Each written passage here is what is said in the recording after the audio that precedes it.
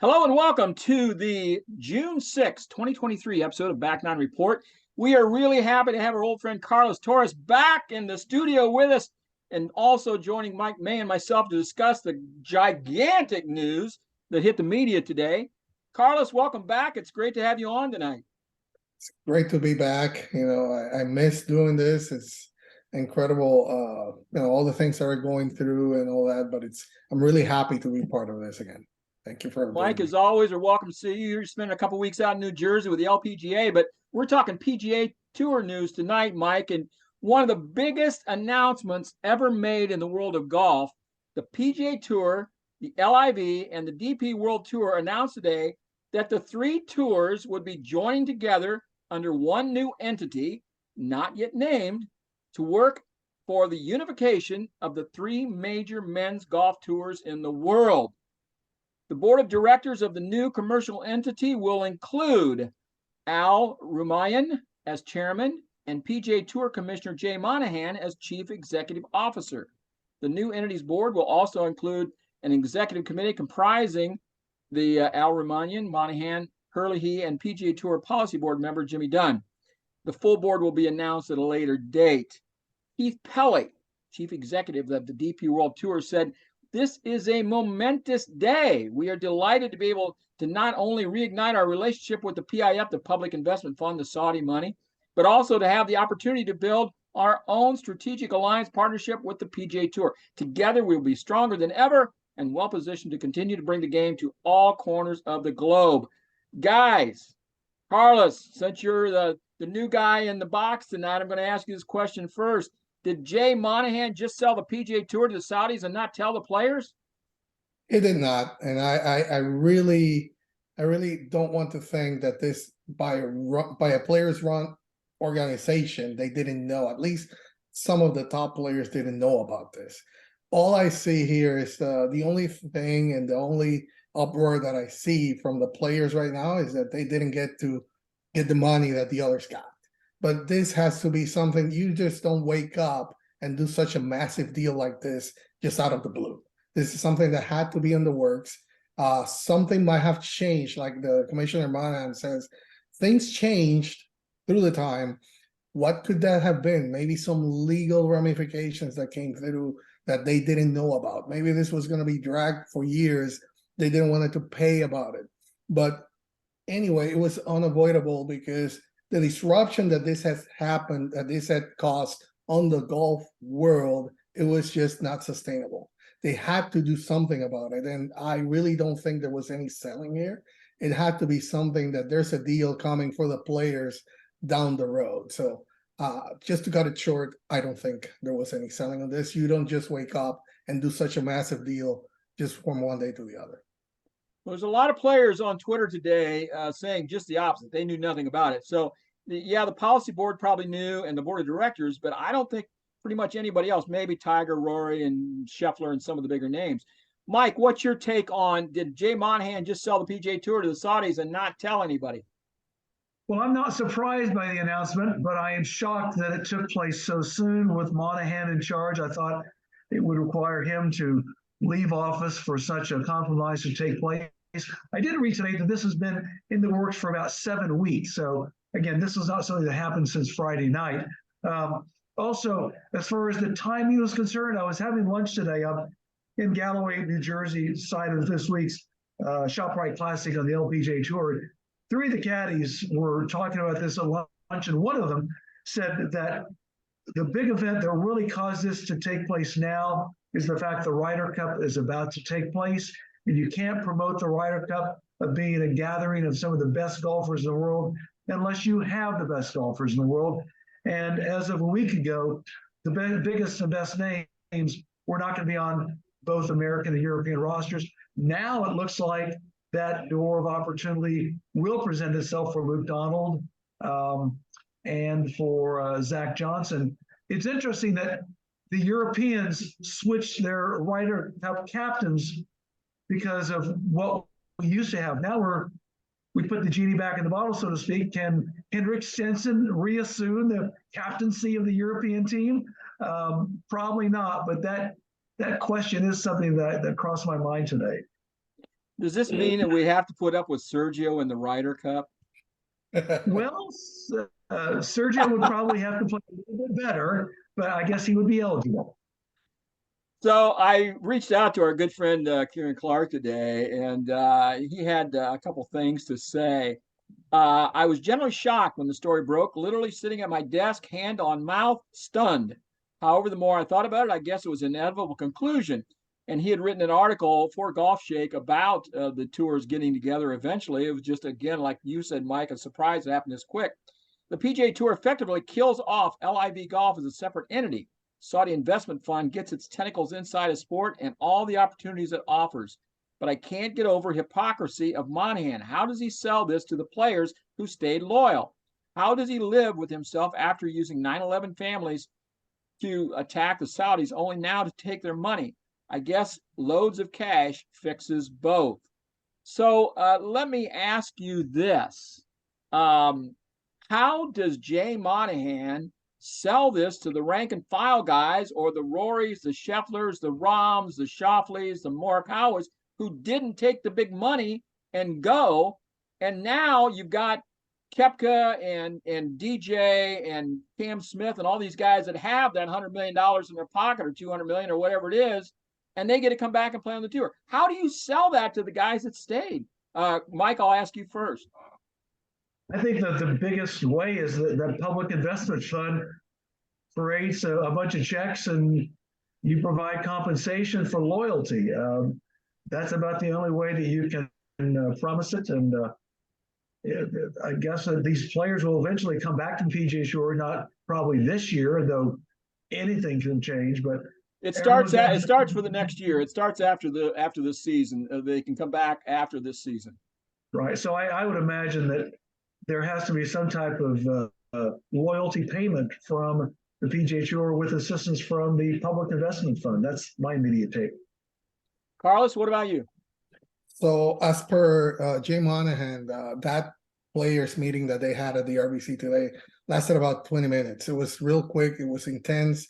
The players were heated and all this stuff. So the way for him to sell that, initially what he's saying, what he told them is that down the road, there's going to be so much more money for them to make. So there has to be a compensation that is going to come from the Public Investment Fund to them, but also by bringing the other players next year, he said also that this is under the PGA Tour framework. So the rules and policies apply. So there might be some fines and some payments that they're going to have to be given back. Maybe they make it available to the players and all that stuff. But the real thing would be, like Mike is saying, I can only think that there has to be something from the PIF coming to the players in the form of some guaranteed money or some things that are coming down the road for them. So conspicuously absent, a name that is just not being heard in all of this, is Greg Norman. Carlos, I'll ask you first. What happened to Greg Norman? Does anyone really care? He's not mentioned anywhere in this thing.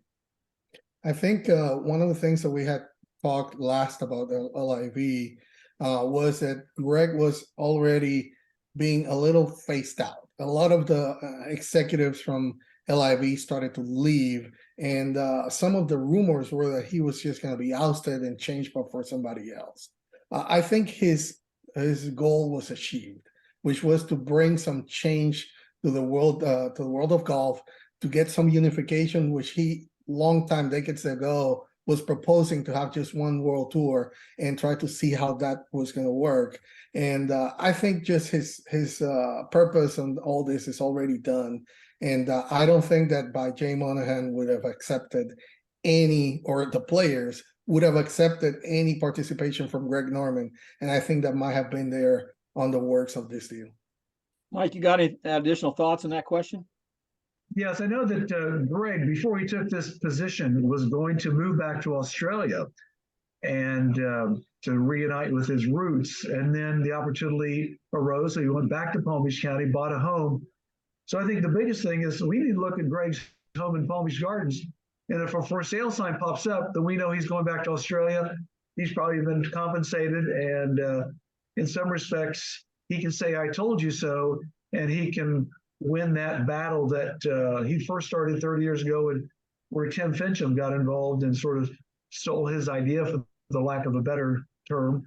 And but Norman's name is conspicuously absent, and his voice today has been conspicuously absent. So we'll see what happens, but I have a feeling that his days are numbered with as an executive with golf. Well, you kind of live in the same neighborhood as Greg down there, so you can kind of watch for that for sale sign for us, okay? I will do that, and maybe the three of us can make a joint venture and consider purchasing the property. So, Mike, DP World Tour is kind of like the third wheel in this thing. Did the DP World Tour gain anything from this, or what do you think? I think they're strengthened by the partnership with the PGA Tour and the Public Investment Fund, and the European Tour, or the DP World Tour, has strong roots, and I think it will only get stronger. It will continue to operate in the shadow of the PGA Tour, but I don't see those events for that tour going away. Keith Pelley will still be in charge, and they'll again probably benefit financially from some of this Saudi money. Carlos. So I think that the DP World Tour, we still don't know really the terms of all this that is going to happen for next year, but it had become like a feeder tour anyway to the PGA Tour, so it could become a PGA Europe. The DP World Tour was really getting squeezed in between the LIV and the PGA Tour, and then COVID really hurt the DP World Tour as well. So all those things were kind of really working against the Euro Tour. Correct. I just believe it's going to be more of another subsidiary of the PGA Tour, just like we've had some regional like PGA Latin America, PGA Canada, PGA China. So it could be a PGA Europe, another feeder tour for the PGA Tour. But how is that going to be in the bigger scheme? That's still to come. So let's take that one step farther then. So does the Ryder Cup, that if the Euro Tour is just kind of like a minor tour to the PGA Tour, does the Ryder Cup become LIV versus PGA Tour, Carlos? There's no need for that. You still more of the Ryder Cup has been, the feeling is that the European players, right? It started with Great Britain and Ireland. You still can have that geographical distinction between the best European players, the best American players. So you don't have to really disrupt that. You're just going to have them in one tour. The only thing is, how are they going to be qualifying? If they're not going to be required to play in the PGA and the DP World Tour, or whatever the name is going to be for that tour, how the qualifying is going to be. But you still can keep that geographical sense of the European players versus the American players, and keep the Ryder Cup intact in that way. Mike, I'm going to throw one more curveball here to you on this question. So what about if it ends up being like a three-way deal, and we have, let's say, the LIV versus the PGA Tour with the rest of the world internationals, like a three team Ryder Cup kind of thing. So you've got instead of the President's Cup, you've got this all three different teams playing at one time. Mike, you think something like that would work? I can see the Ryder Cup will continue. I don't see any issues with that, but I can see the President's Cup evolving into something similar to what we have in the LPGA Tour with the International Crown, which some people refer to as the Solheim Cup on steroids.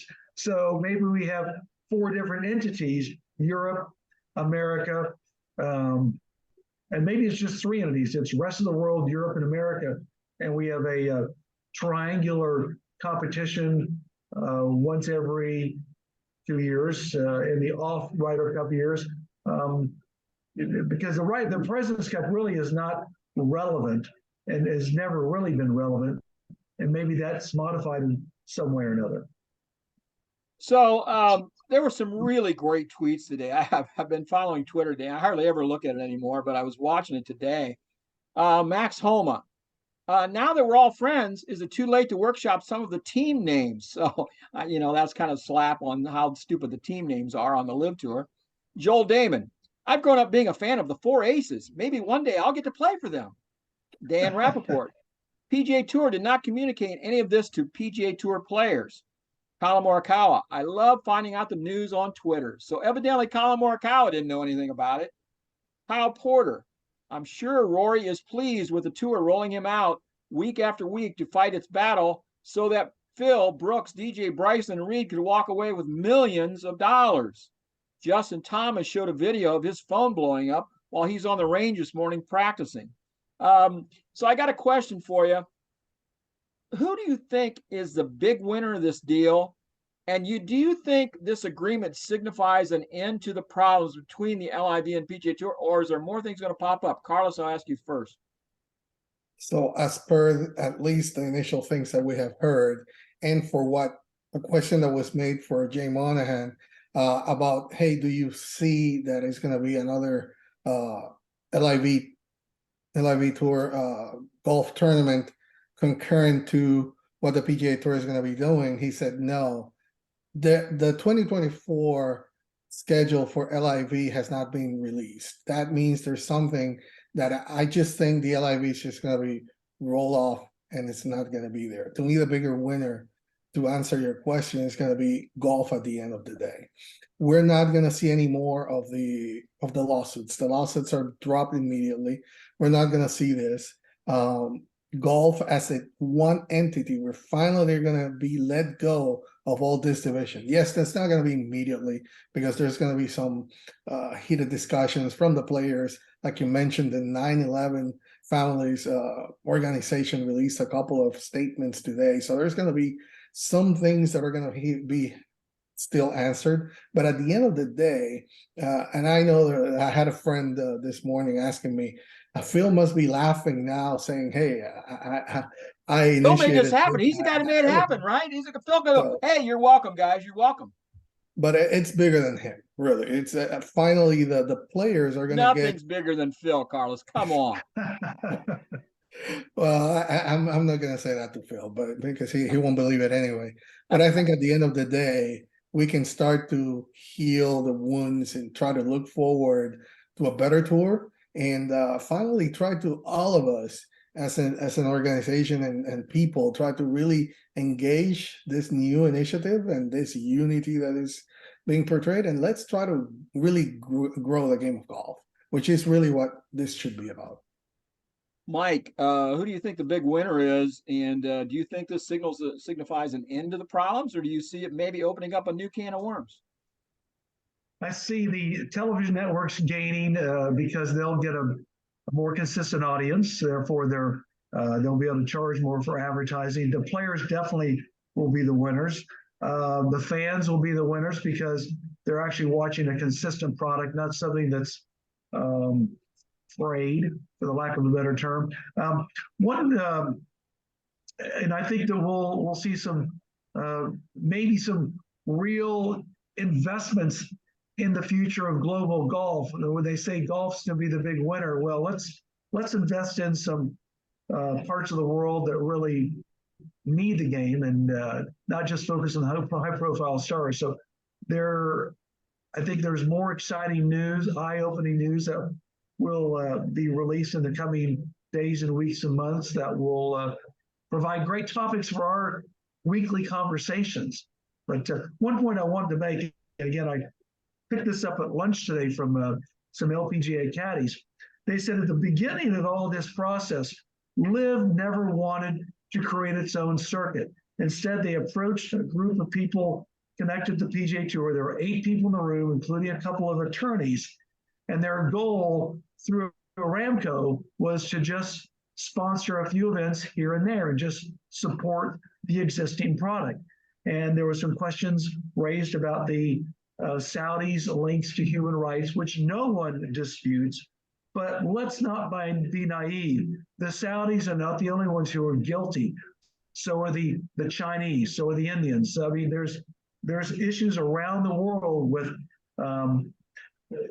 so human injustices. So I think that you talk to the right people in the United States. There's a lot of injustice among some of the people in the United States. Precisely. So we in this country are guilty of the same fault. So I think that people are going to be a little bit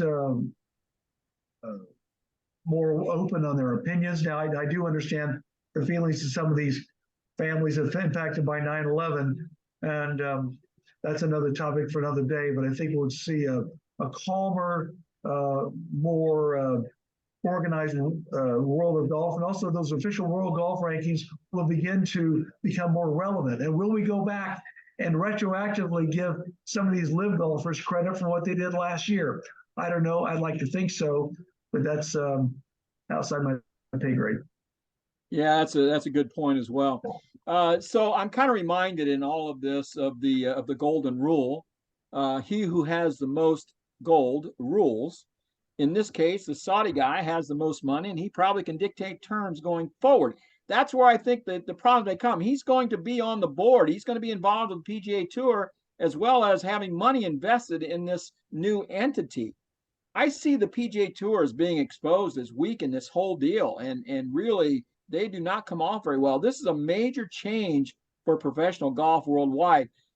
Steve Pike, who's a good friend of ours, he had some points today. The power struggle for professional golf could just be getting started. Maybe even though the legal issues are gone, this may be a lot of infighting now in this new entity. If anyone is truly surprised they don't understand the world of professional sports, it's all about the money. The answer to any question is, where's the money?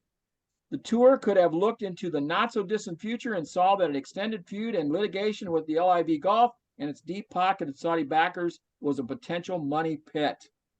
LIV Golf gets to control the narrative and the purse strings. It also exposed the tour's business model as basically being built on a house of cards.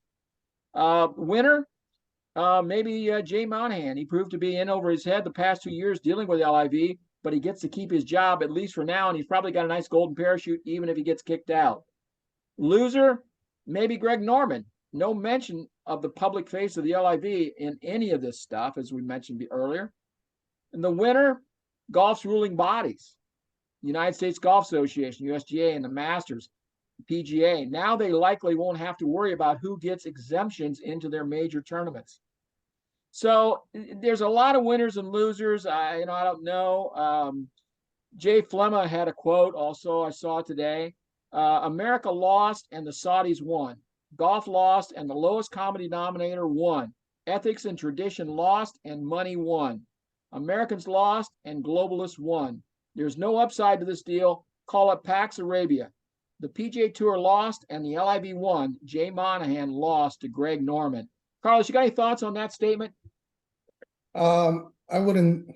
It's again trying to define really about if this was Saudi Arabia versus the PGA Tour. I would like to say it's just no winners from the Saudi Arabia side. Yeah, you can point it that the CEO is going to be from the Public Investment Fund. It's going to be a Saudi there, and they are going to be the ones putting the money in. But at the end of the day, the PGA Tour remains with all its framework on top of this. They're going to be the only entity recognized as the one that is going to be the ruler of golf, which in some point you would say, and this was something also that I was thinking is the LIV was saying, hey, the PGA Tour is being a monopoly. Now they really are. There's not going to be any competition really. So if you come to think about it, is the PGA Tour really the winner here because they are really not going to have any competition to go. And one last thing that I want to add is also the LPGA that has been rumored to be, in conversations and all this with the LIV trying to invest or trying to do something. Hey, will they really be able to do something now? They have already an accord with the PGA Tour, so maybe indirectly they would be some winners here as they now can just go and get whatever investment they're going to be getting from the PGA Tour and indirectly from the Saudis there. Mike, any final thought from you on this? Today was a groundbreaking day. Many people don't realize, not only did we have a major change in golf, this is the anniversary of the founding of the NBA and the anniversary on this day of the merger between the NFL and the AFL. So June 5th, historic day in sports today and in the past. June 6th is always also D-Day, guys. A lot of people forget about that. Precisely. Yes. Yeah. So here's my final thought before we wrap this up. Tonight, there's a whole bunch of pissed off PGA Tour players that stayed with the tour and did not jump for the money. Clearly, Phil, DJ, Reed, Cam Smith, and Brooke Koepka are laughing all the way to the bank tonight. They have their big guarantees and can come back to the PGA Tour next year if they want. How in the world is Jay going to sell this to the rank and file PGA Tours?